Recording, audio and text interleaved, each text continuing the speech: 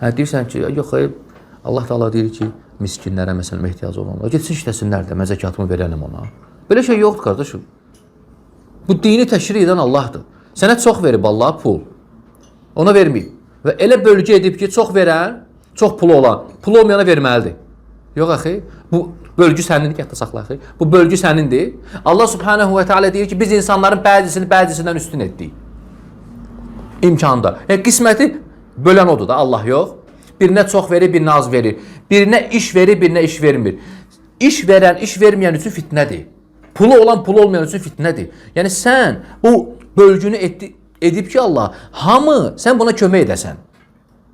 İşi olmayan götürsün yanına işə. Pulu olmayana pul versin ona. Yəni bu bölgünü edən Allah da o demək deyir ki, misal üçün sən deyirsən ki, ged işdə də mən sənə zəkat vermirəm. Ged işdə misal üçün sədəqə vermirəm. Miskinlər, fəqirlərə sədəqə vermək lazımdır. Savabdır.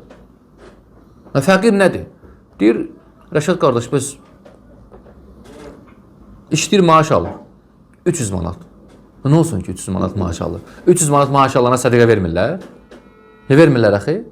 Zəkat vermirlər. Yaxud məsələn adamdır, maşını var. Bir köhnə maşından alıb sürür. Deyir, bəs Rəşad qardaş soruşdum ki, maşını olana sədəqə vermirlər. Zəkat vermirlər. Kimdən soruşdun? Kim bizə alladıb səni? Kim bizə başa düşməyib söhbəti? Maşının zəkata nə dəxli var ki? Maşını var, acından ölür, hə? İşləmir. Pulu çatmır. Aylıq gəliri bir ay müddətinə bəs eləmir. Fəqirdir də. Bəs eləmir.